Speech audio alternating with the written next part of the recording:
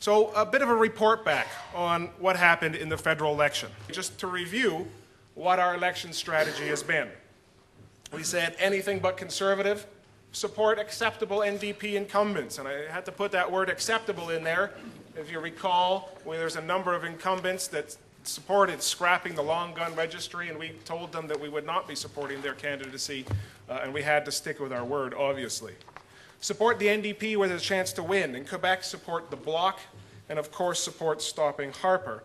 And we had a campaign, and we're very, I think, successful among our membership and in our communities of issue-based activism and leadership rallies. If you remember from Ottawa, we produced the materials, we had meetings, we talked about healthcare, we talked about pensions, we talked about jobs in the economy, the things that really mattered to people, and got out there and advocated on behalf of those things. And also, we said, well, we also need to do a list of 50 slim win ridings where we urged voting to keep the Conservatives out. We identified those as those that had a margin of win by less than 10%. And so we said this is where you have to pay attention. It wasn't just us saying this. Many people were coming to the similar conclusions. And the bad news is we found out that is exactly what happened.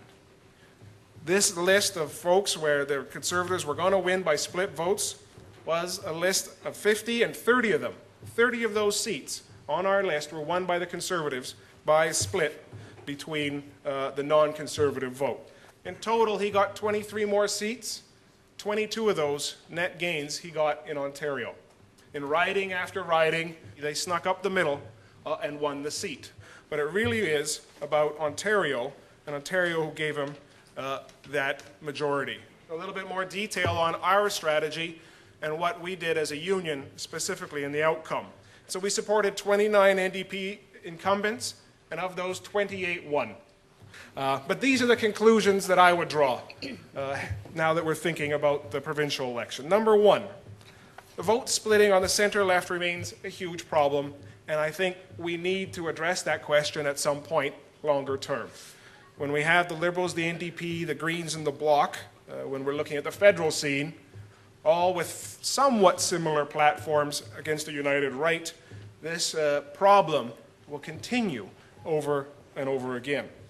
In thinking about other lessons or conclusions I would draw, one of the most hopeful ones is that there has been no shift to the right in this country.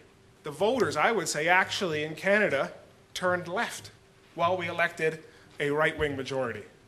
Only in Canada can we do that. Isn't that brilliant? Somehow we do that. Now, the tough part is, of course, just like the federal election, many see a Hudak majority, right? We've got 42%, 41%, and the way the numbers and the math falls out, same like we have with the federal system, is that delivers a majority government to Hudak. We've got our work cut out for us, folks. There's a number of dynamics at work, and we've got a lot of work to do over the coming months. So thanks for your attention this morning, and I appreciate it.